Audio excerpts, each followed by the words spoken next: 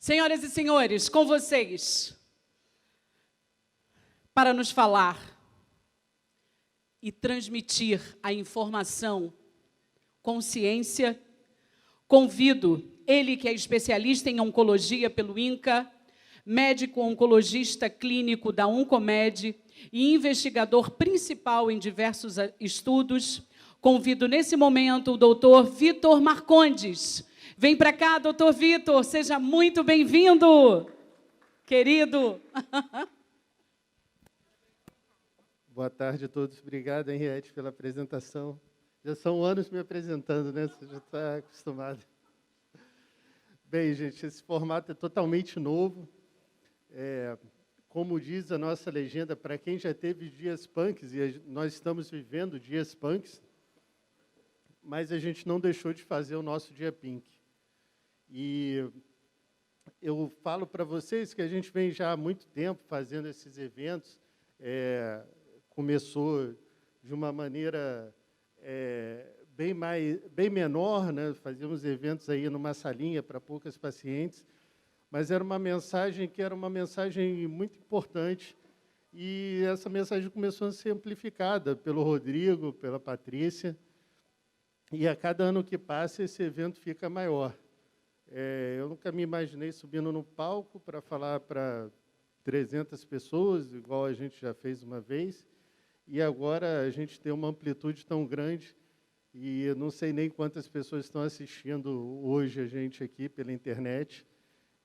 Se a pandemia nos trouxe esse distanciamento, a gente consegue, pelo menos hoje, amplificar aí essa mensagem tão importante que a gente tem para trazer. Esse evento é um evento que acaba me deixando muito satisfeito, e eu fico realmente pensando o quanto que a gente tem, né, a agradecer no dia de hoje por poder estar trazendo essa mensagem. É muito mais, às vezes, gratificante para quem está falando aqui do que para vocês. Eu lembro que um dos eventos nossos, a gente acabou fazendo um evento que passou do horário, e aí, no final, uma das pacientes veio falar comigo que, de tudo que ela passou naquele dia, que ela vivenciou, o principal foi ela ter se sentido abraçada. Não só abraçada pela mensagem que a gente trazia, mas também abraçada pela informação que a gente tinha trazido e modificado aí a vida de muita gente. Vou só pedir, você consegue colocar outro take também para a gente? Para a gente poder sincronizar a fala com vocês? Acho que fica isso.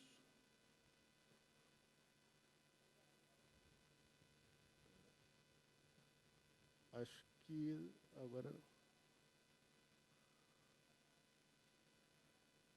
Você consegue passar para mim? Você pode adiantar mais um pouquinho?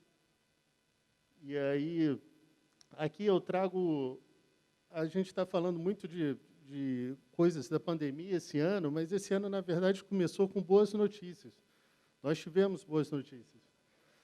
Esse ano, no início do ano, a notícia que a gente tinha é que nós tivemos a maior redução de mortalidade por câncer em um único ano. Se a gente analisar o período dos últimos 10 anos, de 2010 até 2020, até início de 2020, no ano de 2016 para 2017, teve uma queda de mortalidade de menos 2,2% da mortalidade por câncer. Então, é uma notícia que começou, né, a gente trouxe isso no início desse ano, e, obviamente, a gente não imaginava, né, todo o impacto que essa pandemia ia acabar causando, mas a gente teve uma notícia muito boa. E a gente pode ver, ó, ao longo do tempo, que a mortalidade pelo câncer ela vinha subindo em determinado momento, na década de 90, que justamente quando as pessoas começaram a se preocupar com isso, começaram a criar essas campanhas, como a própria campanha do Outubro Rosa, o Novembro Azul, modificar hábitos de vida, e a gente vê o quanto que é importante a gente modificar o comportamento e o como isso vai impactar, na verdade, na nossa vida. E hoje a gente vê isso, por exemplo, na pandemia também, né? O quanto o nosso comportamento está influenciando o que a gente está vivendo. E a gente vai seguindo, mesmo com toda essa melhoria que a gente falou, a gente tem espaço para crescer nisso, a gente consegue melhorar. Para a gente ter uma ideia, na última década, apesar dessa queda de mortalidade, a gente ainda teve um aumento ligeiro na incidência do câncer de mama, a gente tratando melhor, morrendo menos mulheres, mas ainda teve um pouquinho de aumento na incidência, porque a gente ainda tem obesidade muito presente na nossa sociedade. Então, é um fator de risco importante. A gente vem combatendo, mas que ainda causa um pequeno aumento nessa incidência, é uma coisa que a gente pode melhorar. E aí a gente vê, dessa maneira, como é importante a gente melhorar isso. A gente dá uma olhadinha ali naquela linha azul. Aquela linha azul é o total de casos de câncer, de mortes por câncer que a gente tem ao longo dos anos. E a linha vermelha é uma linha que mostra o que aconteceria se nada disso que a gente tem feito atualmente, as campanhas, os diagnósticos, os tratamentos melhores, se nada disso a gente tivesse feito, como a gente estaria em relação à questão da mortalidade por câncer. Então, é muito importante a gente ter isso na cabeça, que todas as nossas atitudes, elas geram um resultado melhor. Mas o que é câncer de mama? Né? Quando a gente fala câncer de mama é uma doença essencialmente genética. É tão importante isso, e tão importante a gente passar essa noção, que logo mais um colega nosso, o doutor Antônio Abílio, vai falar um pouquinho, vai descomplicar essa genética para a gente, mas, basicamente, o câncer de mama, nós vamos ter algumas células na mama que formam determinadas estruturas na mama. Todas as nossas células, elas vêm com uma informação dentro do seu DNA. Em algum momento, esse livro, esse código, ele pode sofrer alguma alteração. Nós vamos chamar de mutações essas alterações.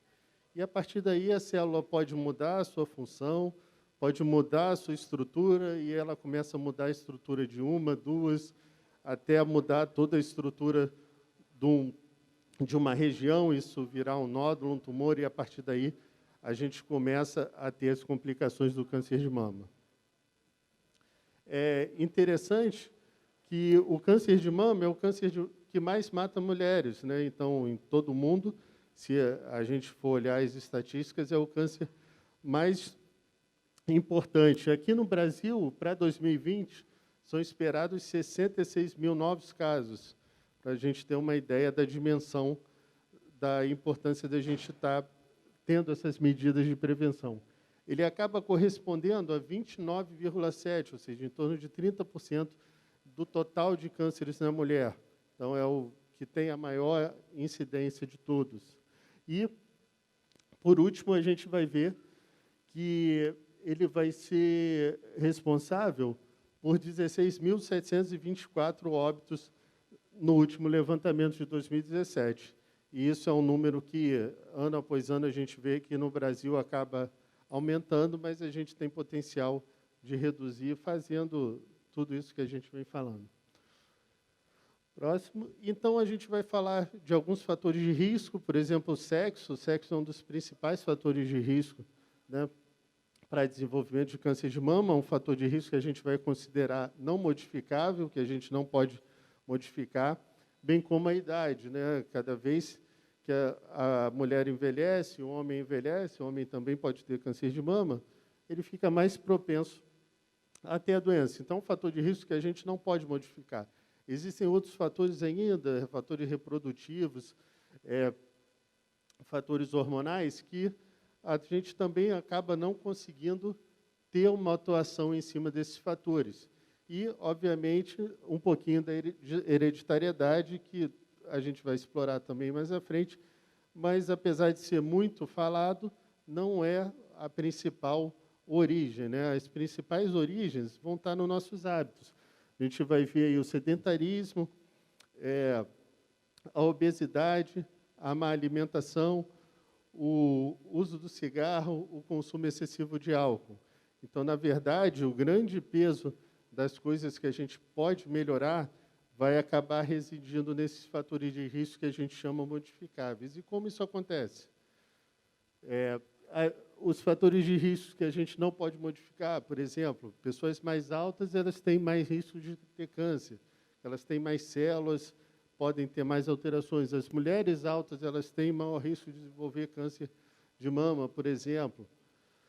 Agora, coisas que a gente pode modificar, que são muito mais fáceis, por exemplo, a gente teve um estudo aqui, analisou aí 25 anos do comportamento da população brasileira, principalmente em relação ao câncer de mama e as mulheres, e aí, de todos esses fatores que a gente modifica, aqui no Brasil, o sedentarismo seria isoladamente o pior fator. Então, é muito importante que quem teve e quem não teve câncer de mama combater o sedentarismo, tanto para você diminuir a chance de você ter a doença novamente, quanto você também diminuir a incidência da doença. E, junto com o combate, por exemplo, ao sedentarismo, nós temos outras coisas que a gente pode fazer também. Esse já é um estudo, por exemplo, desse ano, avaliou aí o uso de álcool entre mulheres que faziam tratamento de câncer de mama dos últimos 17 anos, de 2000 a 2017. E aí esse estudo acabou vendo o seguinte, que depois que a mulher faz o tratamento, por conta de diversos fatores, a gente vê que 35% dessas mulheres sobreviventes começam a exceder o que a gente chama de consumo moderado de álcool. Uma outra proporção grande, 21%, começam a consumir álcool em níveis próximos ao que é considerado um alcoolismo. E a importância disso é que todos esses nossos fatores, eles são importantes serem controlados. Aqui a gente está vendo um pouquinho os métodos que a gente utiliza para diagnosticar câncer de mama. A gente vê, por exemplo, ultrassom, uma imagem de ressonância magnética, uma mamografia. Então, a gente vive num país em que muitas mulheres têm dificuldades, por exemplo, de ter acesso a uma mamografia de rastreamento.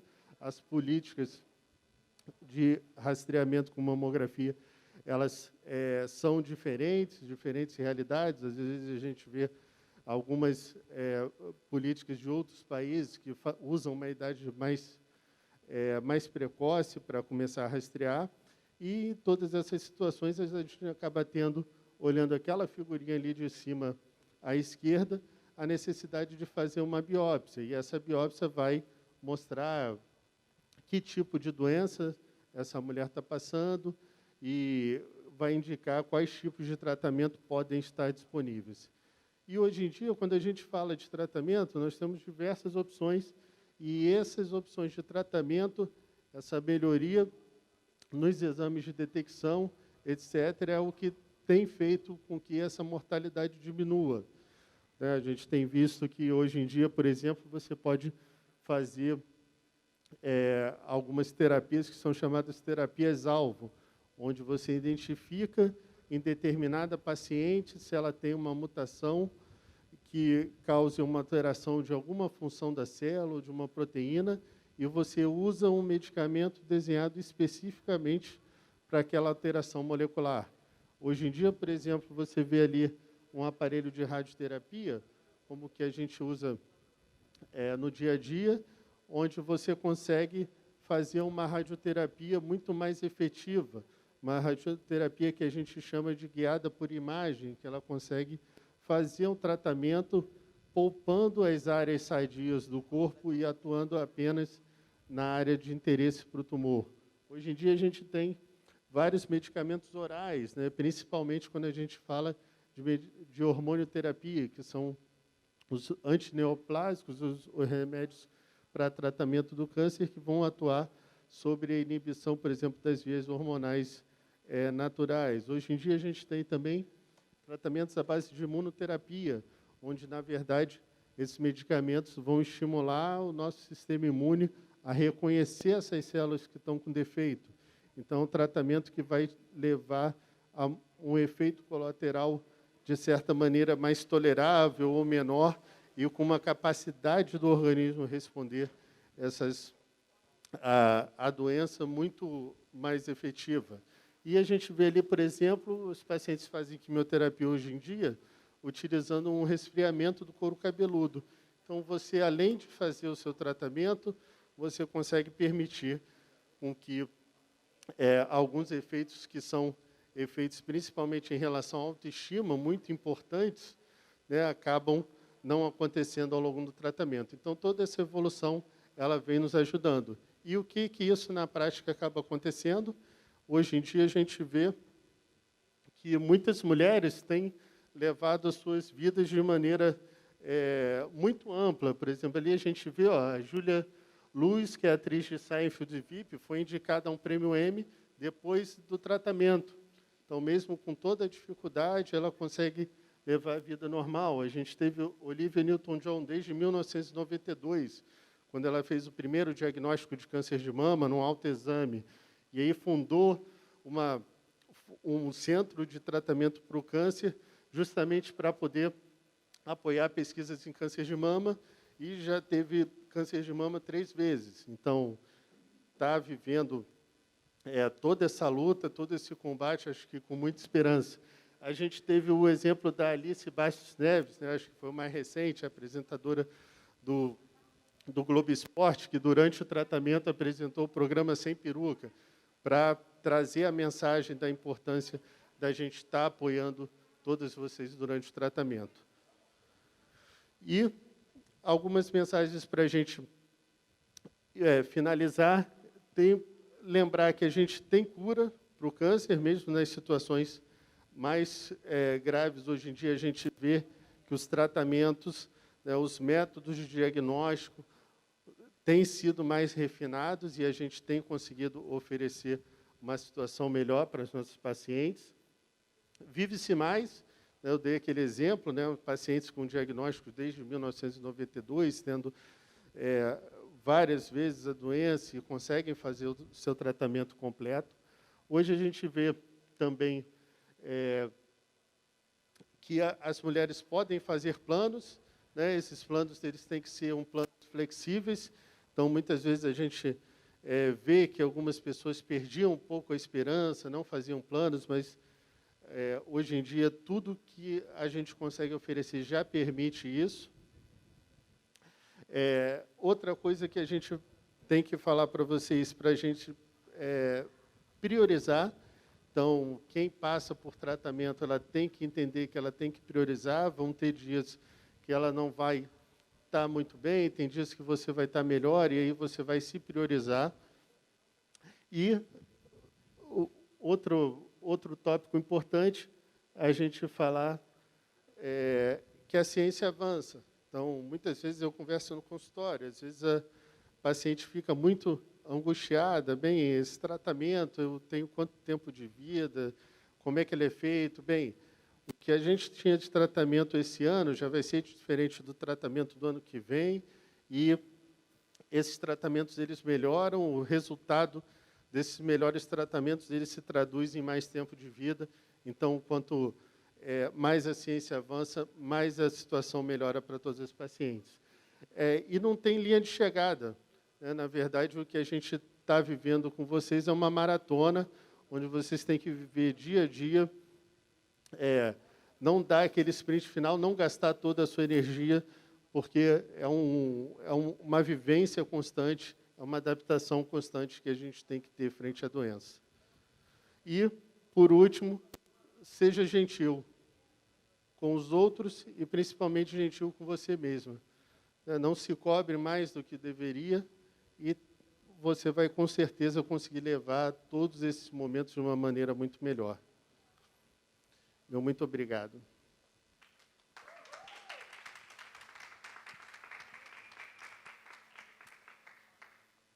E aí, Riad? Esse palco é difícil. Olha, Vitor, eu tenho as palmas virtuais, mas eu tenho palmas locais também da produção. Cadê a produção? Vitor, pensar no nosso Dia Pink é pensar em informação de uma forma leve, mas muito obrigada por tua dedicação, por tua doação. E quanta gente te ama em virtude dessa doação. Gratidão. Beijo.